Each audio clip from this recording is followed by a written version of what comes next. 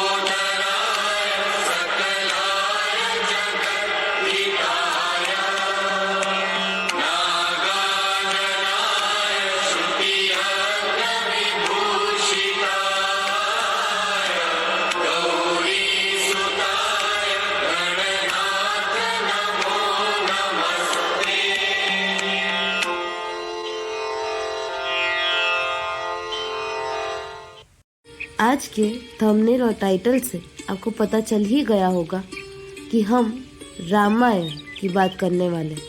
रामायण प्रभु राम की अमर गाथा है। राम शब्द से ही परम शांति का अनुभव होता है। राम का अर्थ समझने जाए तो उसके अर्थ अनेकों होंगे, लेकिन मेरे लिए तो राम का अर्थ है एक आदर्श चरित्रवान व्यक्तित्व। जनसाधारण के सरल अर्थ के लिए इसे कई भाषाओं में अनुवादित भी किया गया है, जैसे तमिल की कंब रामायण, बंगाल की कृतिवास रामायण या फिर मराठी की भावार्थ रामायण। इसके अलावा तेलुगु भाषा की श्री रंगनाथ रामायण और कन्नड़ की रामचंद्र चरित पुराणम,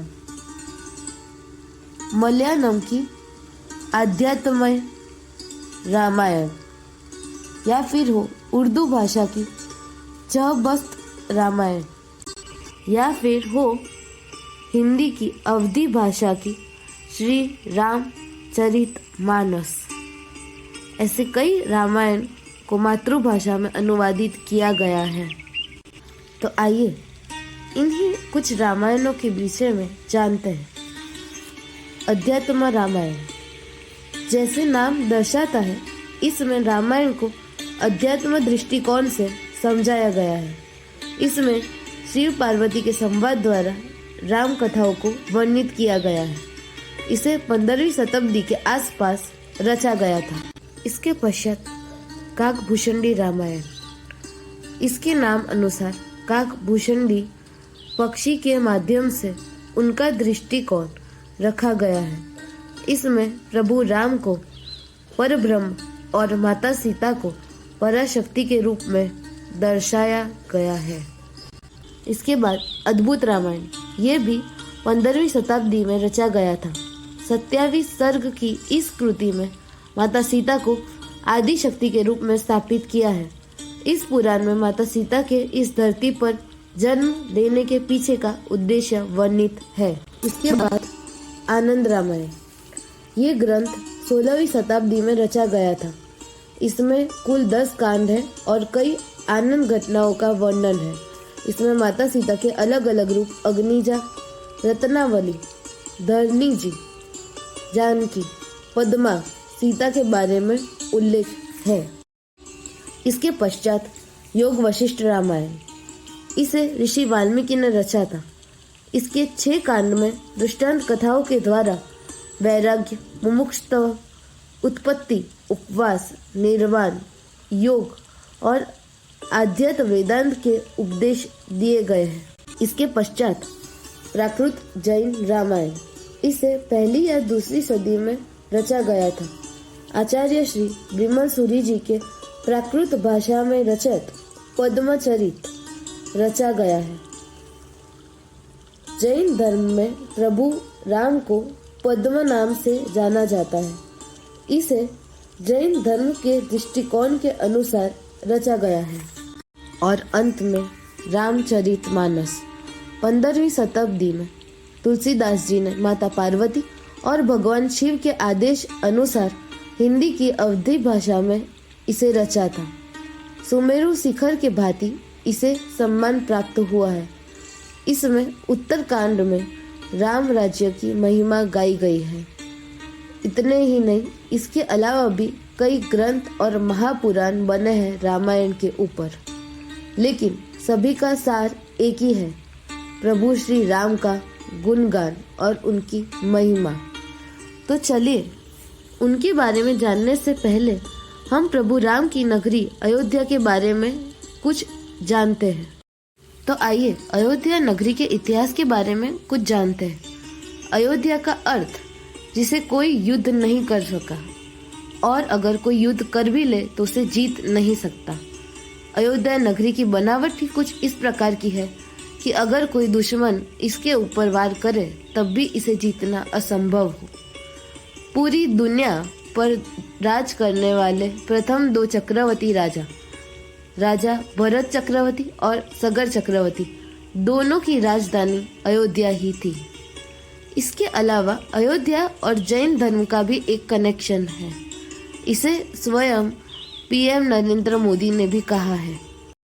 तो सदियों से ये अयोध्या नगरी जैन धर्म की आस्था का भी तो कथन अनुसार जैन धर्म और अयोध्या का कुछ न कुछ कनेक्शन तो अवश्य है। तो चलिए आज इसी कनेक्शन के बारे में जानते हैं। जैन धर्म के इस 24 के प्रथम तीर्थंकर प्रभु आदिनाथ का चवन जन्म और दीक्षा कल्याणक इसी पावन अयोध्या की भूमि पर हुआ था।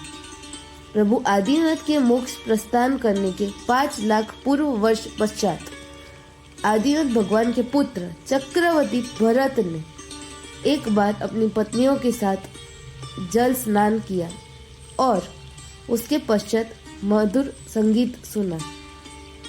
वो अपने काया से अत्यधिक मोह रखते थे। वो कई बार आईने के समक्ष बैठकर अपने शरीर को निहारते रहते थे। एक बार अपने शरीर को इसी प्रकार निहारते वक्त उनकी एक उंगली से अंगूठी नीचे गिर गई।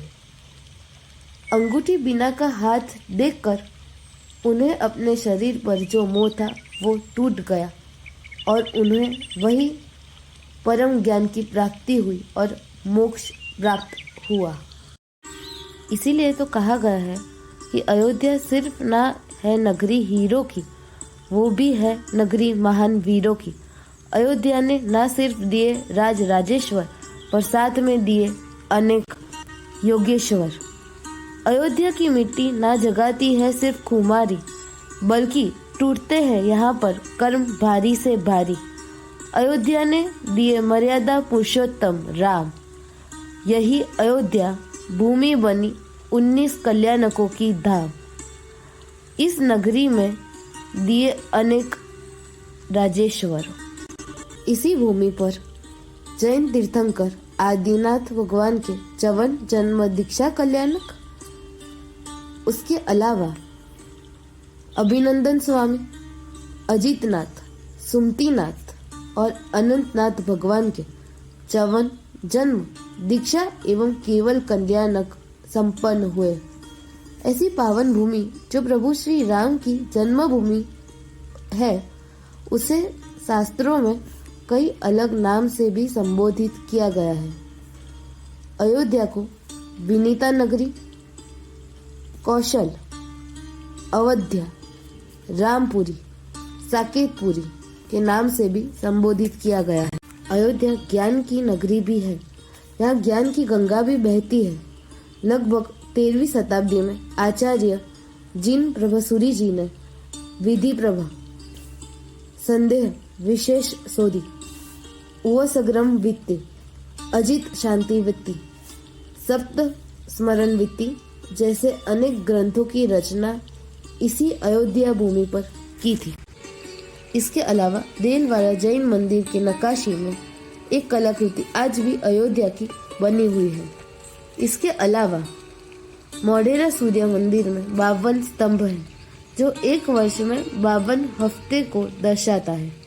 उन स्तंभ पर भी रामायण की गाथाओं का कलाकृति वर्णित है।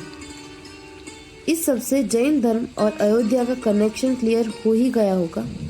आज इस वीडियो में हम जैन धर्म के विषय पर नहीं, भगवान राम ने अपने जीवन में क्या सीख दी उसके विषय में बात करेंगे। प्रभु जब भी कोई अवतार लेते हैं तो उसके पीछे अलग अलग उद्देश्य होते हैं। राम अवतार से वे जन साधारण को एक आदर्श जीवन जीने का तरीका सिर्फ सिखाना ही नहीं, दिखाना भी चाहते थे। उन्होंने एक आदर्श जीवन जी कर दिखाया और लोगों को आज तक प्रेरणा दे रहे हैं। भगवान ने एक साधारण मनुष्य के भांति धरती पर जन्म लिया और एक असाधारण व्यक्तित्व बनकर दिखाया। प्रभु ने एक आदर्श बेटे, एक उत्तम भाई, एक चरित्रवान पति, एक सफल राजा और एक आदर्श पिता के रूप में जीवन जीने की महिमा स्थापित की।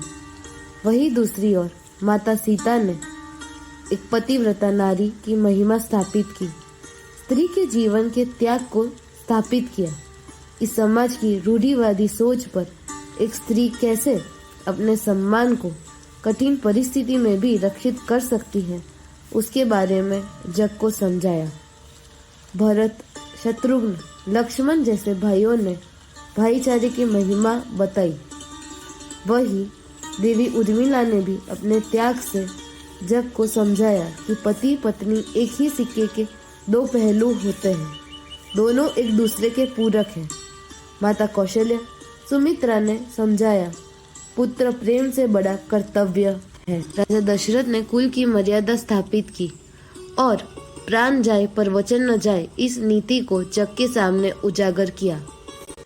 महाराज जनक और देवी सुनैना ने बेटियों के माँ बाप के लिए एक उत्तम उदाहरण स्थापित किया। विवाह के पश्चात अपनी बेटी को संघर्ष करता देख उसे अपनी ममता के आंचल में नहीं, तप और त्याग के अग्नि में जलने देना चाहिए, क्योंकि कोयला भी जलकर ही हीरा बनता है। ऐसी कई सीख हमें रामायण से प्राप्त होती है। तो चलिए आज हम रामायण को एक अलग दृष्टिकोण से देखते हैं, समझते हैं कि प्रभु राम ने उस वक्त जो जी कर दिखाया उसका आज के जीवन में क्या महत्व है।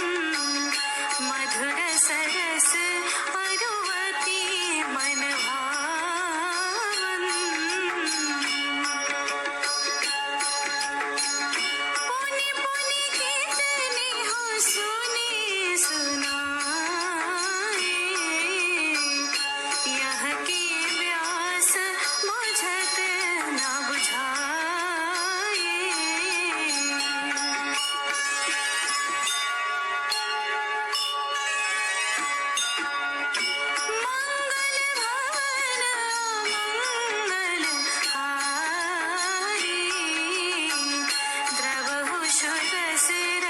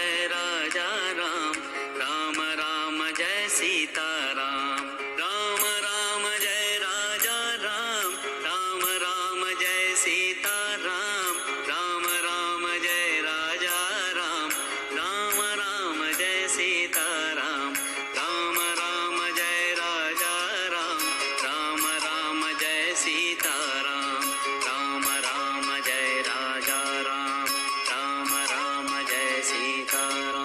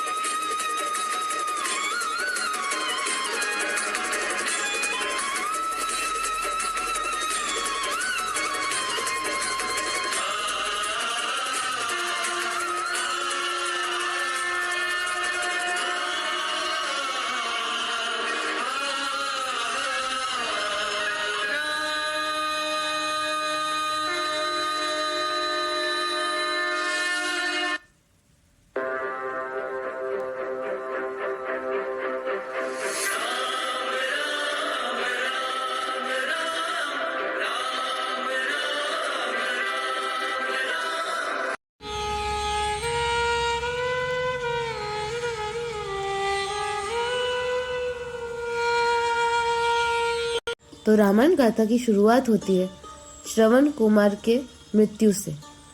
एक बार राजा दशरथ जंगल में शिकार के लिए निकले और अनजाने में उनसे श्रवण कुमार पर तीर चल गया। इससे उनके माँ बाप क्रोधित हुए और राजा दशरथ को एक श्राप दे दिया। इस घटना से हमें ये सीख मिलती है कि परिस्थिति चाहे कितनी भी बुरी हो, नियति उसमें हमारे लिए कुछ न कुछ भला अवश्य ही जाती है। जैसे राजा दशरथ के लिए ये श्राप बन गया वरदान और पूरे संसार को मिला श्री राम के रूप में प्रभु नारायण के दर्शन। बोले जय श्री राम। इसी के साथ हम वीडियो को यहीं एंड करते हैं। ये पहला पार्ट है, इसका दूसरा पार्ट आज दोपहर 2 बजे आएगा। प्लीज़ उसे भी देखिएगा। लाइक शेयर सब्सक्राइब ज़रूर कीजिएगा हमारे चैनल को और कमेंट सेक्शन में जय श्री राम लिखिएगा। मिलते हैं दूसरे पार्ट में। Thank you for watching. मंगल भवन मंगल हारी, प्रभु सुदशरथ अजर बिहारी।